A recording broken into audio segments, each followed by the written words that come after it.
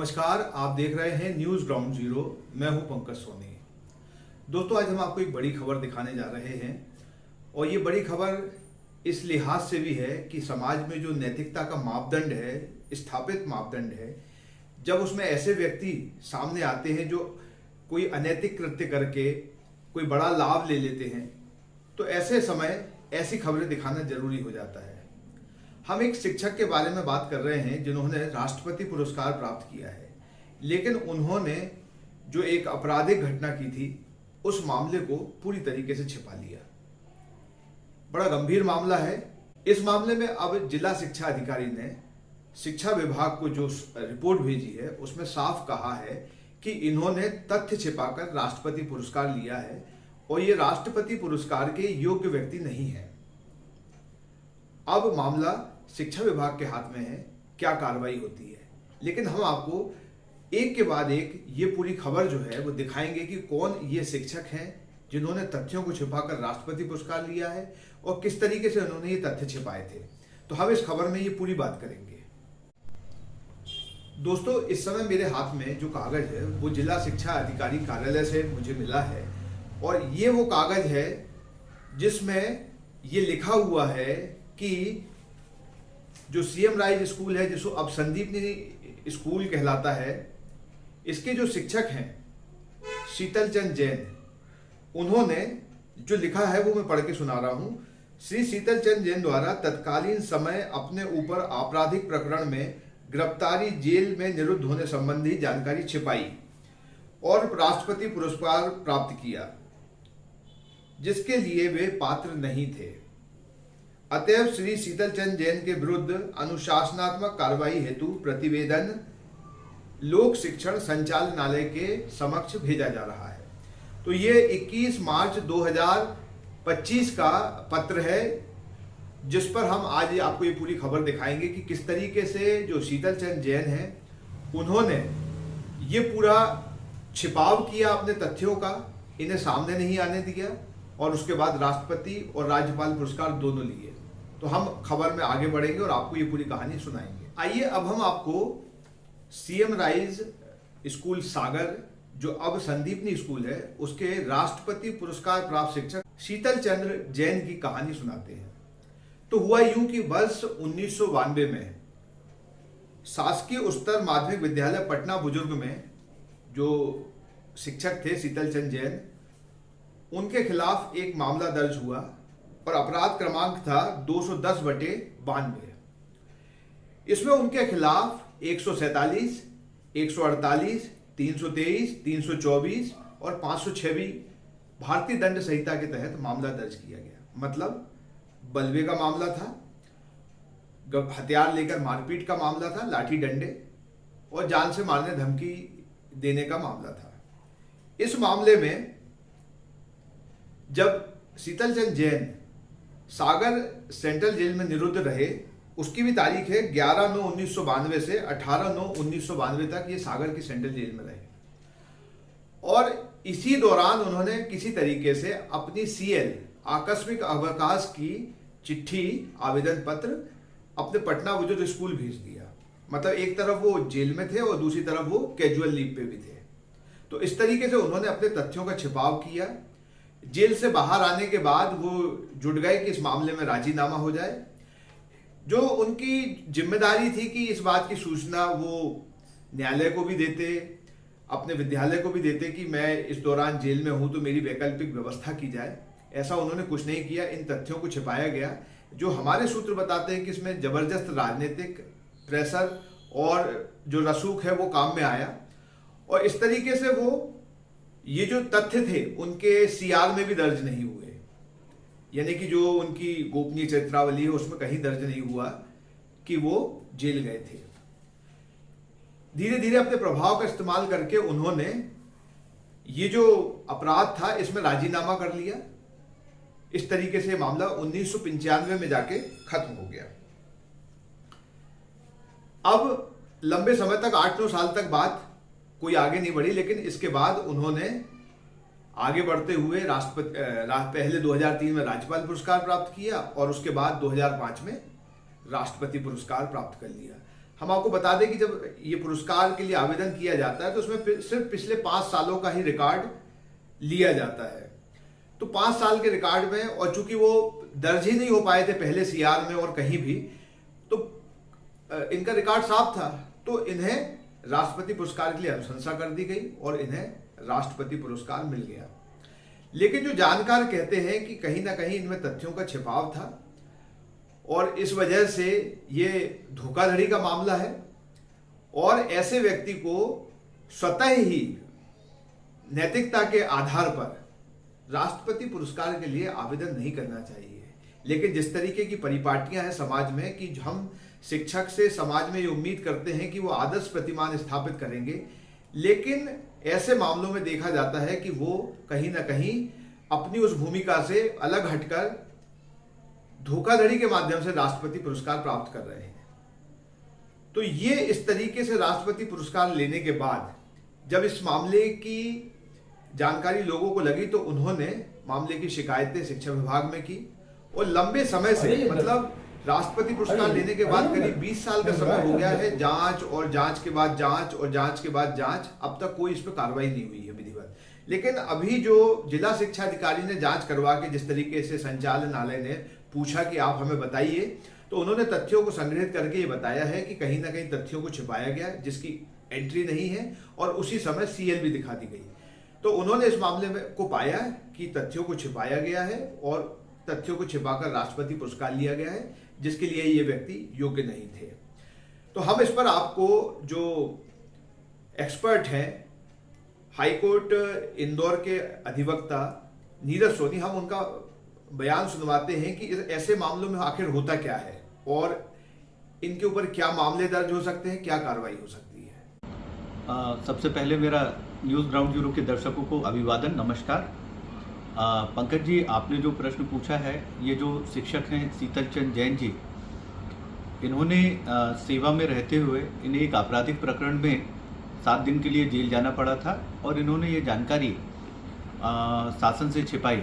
इसके संबंध में जो विधिक स्थिति है वो ये है कि सर्वप्रथम जब कोई भी व्यक्ति जेल जाता है, यदि वो शासकीय सेवक है तो उसको न्यायालय में ये जानकारी देनी चाहिए कि वह अमुक अमुक पद पर पदस्थ है, जिससे उसकी वैकल्पिक व्यवस्था हो सके, ऐसा रूल्स एंड ऑर्डर में वर्णित है।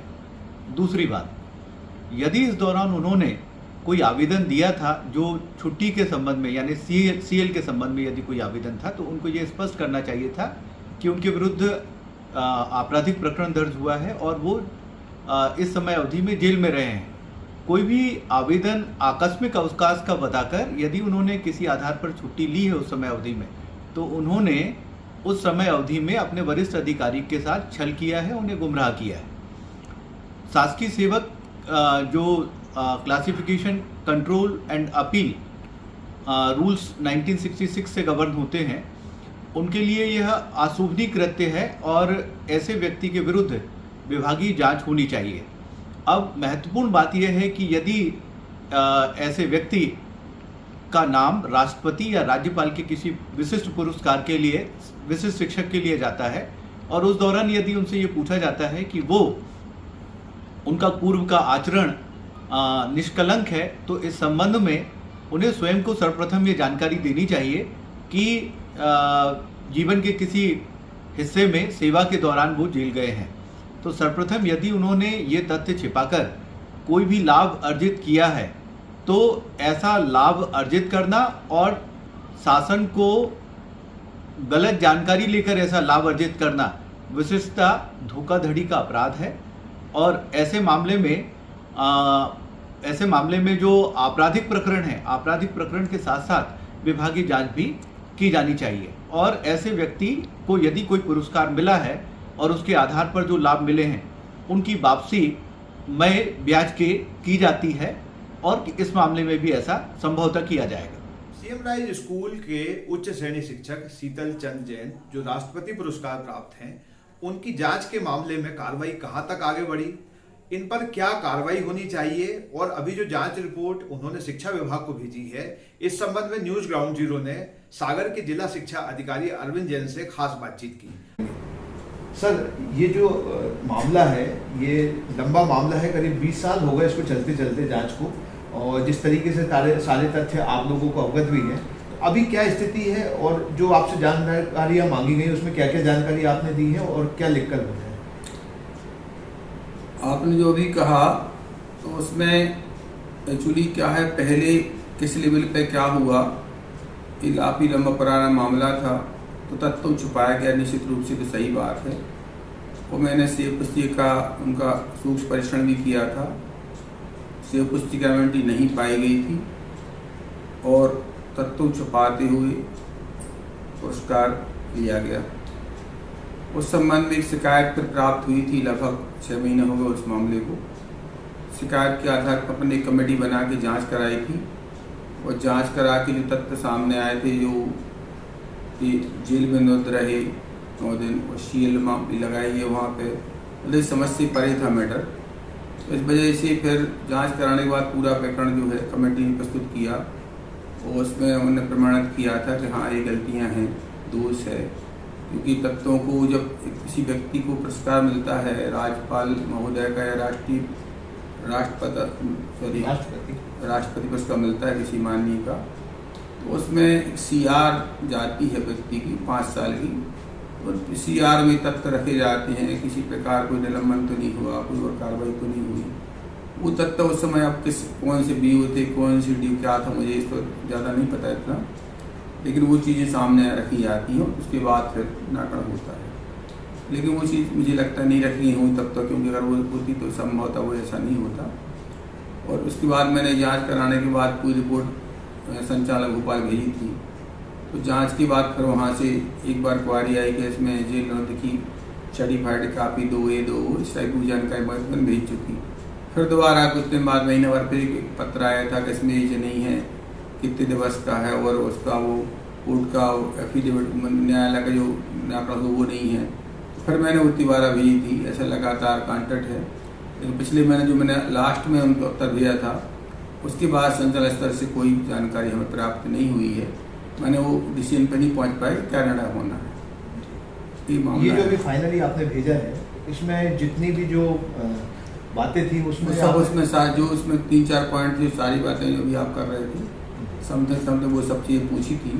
वो मैंने उनका जो उपलब्ध BO रहली से मिल पाया था उनको वो रिकॉर्ड मैंने प्रमाणित करके उनको भेजा है, जो उनकी क्वारी थी। अब कोई क्वारी पेंडेंसी नहीं है, बस उनका निर्णय संचालक से आना बाकी। जैसे जो उनको निष्कलंकता का प्रमाण पत्र दिया, तो उस समय तत्कालीन जो भी लोग रहे होंगे उन लोगों ने दे दिया, तो किसकी जिम्मेदारी है कि अगर उसके ऊपर कोई अपराध बनता है तो जो विभाग है उसको जिम्मेदारी किसकी है? मतलब खुद तो वो सरकारी कर्मचारी की निचले स्तर से सबसे पहले तो कर्मचारी भी दोषी है, वो तो छुपा रहा अपने बारे में, फिर उसके बाद प्रिंसिपल है, फिर BO है, फिर आगे बढ़ते बढ़ते क्योंकि DO भी है, जिम्मेदार सभी होते हैं विभाग के। क्योंकि ऐसा नहीं होता है जिले में अगर कोई किसी प्रकार की कुछ भी त्रुटि होती है, कुछ ऐसी घटना घटती तो उसके जिम्मेदार जिले अधिकारी होता है, अंतुगत ऐसा नहीं बच नहीं सकता उसमें से। नहीं, जैसे जेल में निरुद्ध होते हैं तो वहाँ एक कंडिका होती है, वहाँ ये देखा जाता है कि सरकारी कर्मचारी है, प्राइवेट व्यक्ति है, क्या काम करता है,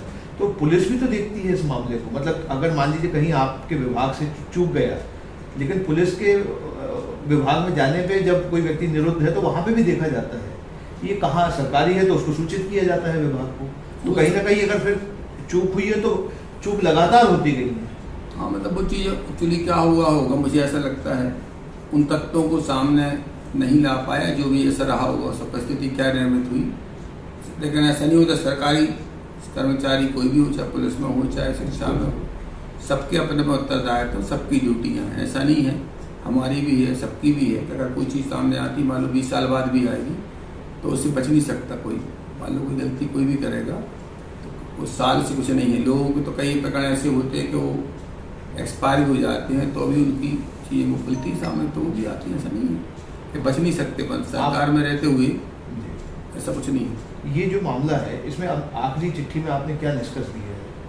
वो हमने निष्कर्ष दिया कि वो तथ्य प्रमाणित होते हैं, जो मतलब नहीं बताए गए वो मैंने लिखा उसमें। जांच में आए थे वही बात मैंने, जांच तो प्रिंसिपल ने की, मैंने तो की नहीं थी। हाँ। जो ने बताया कि हाँ ये जेल में रहे या तो वो चीज़ें मैंने वही पूरी जो दिया उन्होंने, जो मांगा था उन्होंने, जो वहाँ पर डॉक्यूमेंट थे। अगर कहीं जो एक शिक्षक है वो अपने तथ्यों को छिपा के राष्ट्रपति पुरस्कार लेता है, तो आप इसे कितनी गंभीर बात मानते हैं? क्योंकि देखिए, शिक्षक समाज में सबसे आदरणीय होता है, और अगर वो इस तरीके से करेगा तो क्या क्या स्थितियाँ रहेंगी? देखो, नैतिकता भी एक आधार है। जो चीज़ गलत है तो गलत है, और ऐसा नहीं है। बल्कि शिक्षक की जिम्मेदारी है। समाज में अगर कोई बिना पढ़ा लिखा ये काम करे तो गलत तो नहीं, बहुत मानते हैं कि वो उसको नॉलेज नहीं है। लेकिन शिक्षा पर तो पढ़ा वो बुद्धि वर्ग जीव में आता है, उससे अपेक्षा नहीं की जा सकती इस टाइप की कोई चीज़ ऐसी हो हम छुपाएं। ये बात सही है, आप जो कह रहे हो। तो अब संचालनालय को कार्रवाई करनी है इसमें? वो तो जांच भोपाल से पत्र आया था, उसको पिता मैंने भेजा था और पेंडेंसी है, तो अब उसमें अपने लेवल की कोई कार्रवाई पेंडेंसी नहीं है। आपको इसमें दोबारा कोई ऐसी कोई रश नहीं दिखाई गई कि आप कोई और चीज़ चाहिए उनको, तो ऐसा कुछ नहीं है, ड्यू पेंडेंसी नहीं। अब वहाँ से जब आ जाए मतलब अब जो होगा वो वहीं से होगा। दोस्तों, अब आपने ये पूरा मामला देख लिया है कि एक शिक्षक किस तरीके से तथ्यों को छिपाकर राष्ट्रपति पुरस्कार ले लेता है।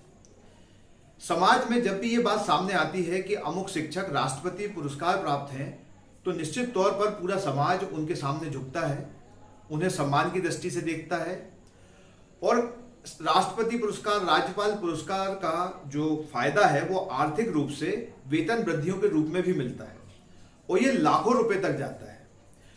तो तथ्यों को छिपाकर लाभ प्राप्त करना और किसी प्रकार की हानि होना, ये दोनों ही स्थितियों में ये आपराधिक मामले की श्रेणी में आता है। बहुत से लोगों ने ये तर्क दिया कि उन्होंने इस मामले में राजीनामा कर लिया। अब इस बात को ज्यादा तूल देना ठीक नहीं है, क्योंकि मामले में राजीनामा तो हो ही गया है। लेकिन यहां जो सवाल उठता है वो ये है कि मान लीजिए शिक्षक से कोई गंभीर अपराध हो गया होता, जो संज्ञेय अपराधों की श्रेणी में आता, और जिसमें राजीनामा नहीं हो पाता, ऐसी स्थिति में क्या वो मामला उनके सीआर में दर्ज नहीं होता? क्या उस पर संज्ञान नहीं लिया जाता? और क्या ये शिक्षक राष्ट्रपति पुरस्कार और राज्यपाल पुरस्कार के पात्र होते? शायद नहीं। जिस तरीके की हमारी प्रक्रियाएं हैं, जिस तरीके का हमारा सिस्टम है, उस सिस्टम में भी कहीं ऐसे इतनी खामियां हैं कि जो जांच है वो लंबे समय तक चलती है, और जो आरोपी है वो उस समय तक रिटायर हो जाता है जब तक जांच आती है। ऐसे ही न्यायालयों में भी मामले होते हैं कि फैसले आने में बहुत देर लग जाती है। इस मामले में भी जो शिकायतें हुई उसमें कम से कम 15 से 20 साल का समय लग चुका है, अभी तक कोई फैसला नहीं हुआ है कि इस मामले में जो शिक्षक है, आरोपी शिक्षक है शीतल चंद जैन, वो गिल्टी है, दोषी है या नहीं है। अब लेकिन जिस तरीके से जिला शिक्षा विभाग ने जो संचालनालय को पत्र भेजा है, उससे एक उम्मीद बनती है कि कहीं ना कहीं अब कोई फैसला आ सकता है। लेकिन ये फैसला कब आएगा इसके बारे में कुछ नहीं कहा जा सकता। लेकिन सामाजिक तौर पर इस बात को समझना होगा कि जो समाज शिक्षकों से अपेक्षा रखता है, ऐसी घटनाएं समाज के मन पर क्या प्रभाव डालेंगी। कहीं ना कहीं अगर सवाल नैतिकता का आता है, तब इन शिक्षकों को किस तरीके से निर्णय लेने चाहिए। वहीं आपको यह भी बता दें कि हमने जो शिक्षक है राष्ट्रपति पुरस्कार प्राप्त शीतल चंद जैन, उनसे उनका पक्ष लेने की कई बार कोशिश की, लेकिन उनका पक्ष नहीं मिल पाया। हमने उनसे व्हाट्सएप पर सवाल लिखकर भेजे और चाहा कि वो अपना पक्ष रखें, लेकिन करीब 15 दिन होने को आए हैं। उन्होंने इस जो सवाल है उसकी लिस्ट को, फहरिस्त को देखने के बाद भी अपना कोई जवाब नहीं दिया है।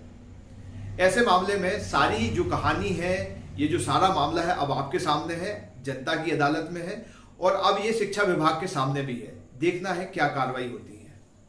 Pankaj Soni, news ground zero, सागर।